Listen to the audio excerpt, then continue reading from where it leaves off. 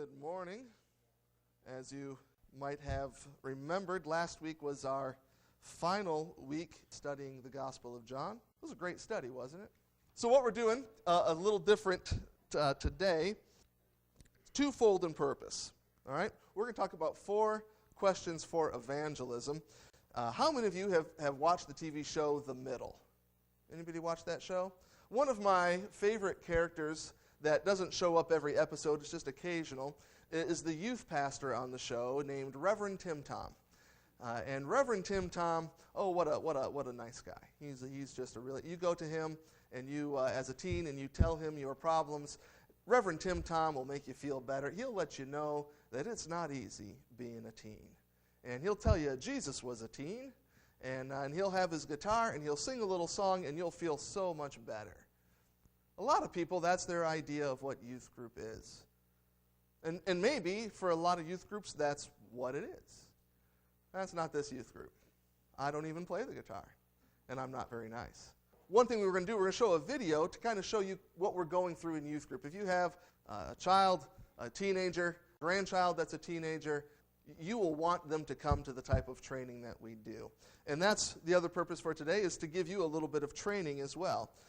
I asked the question, why come here this morning? Is it because of what 2 Corinthians 10 verses 3 and 5 say? Did you come here to get better at what 2 Corinthians 10 tells us we need to get better at? Let me read that for you. It says, "For though we walk in the flesh, we are not waging war according to the flesh.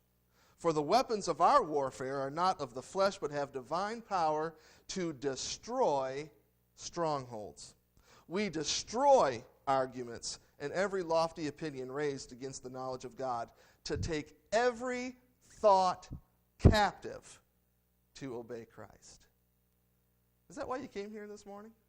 I just came here to sing some nice songs, be encouraged. Did you come here to get better at destroying strongholds, destroying arguments of the world? Did you come here this morning to get better at knowing how to take every thought captive to the glory of Christ, to obey Christ? Just destroy, take captive? Can we agree that those aren't very nice words? You know, I'm trying to get rid of certain vocabulary words, and one of the words I'm trying not to say anymore is the word nice. It's not a good word. It really isn't. I think we have it in our mind that we hope someday that if we're nice, somebody will say, "You are such a nice person.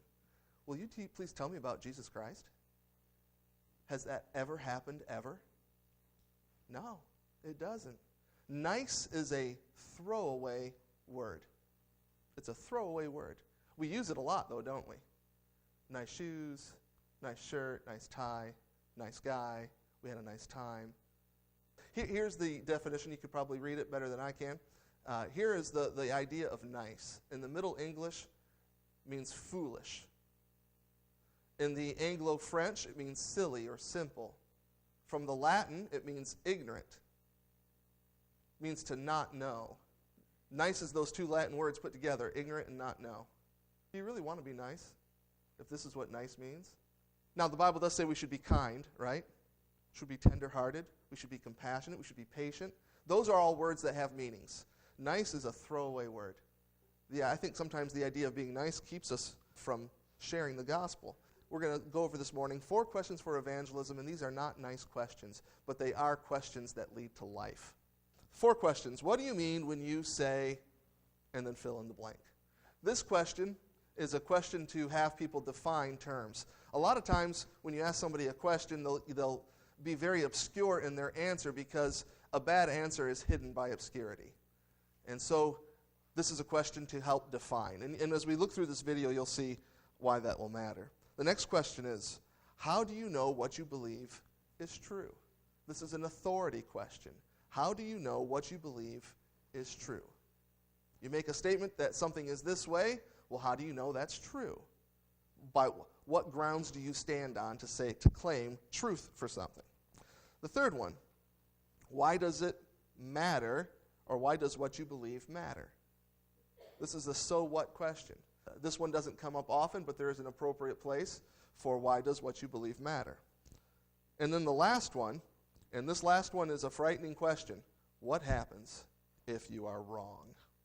The goal of these 4 questions is not to win an argument. Do not use these questions as a sledgehammer to destroy the person. We want to destroy their stronghold for belief. We want to take every thought captive. We want to use a crowbar to open their minds and plant a seed. So it's not to win an argument. It's not to bash sinners. That's not the goal of these 4 questions. But like I says, to pry open the mind so that God may grant that person repentance. That's the goal of these 4 questions. So with that, let's go ahead and start the film.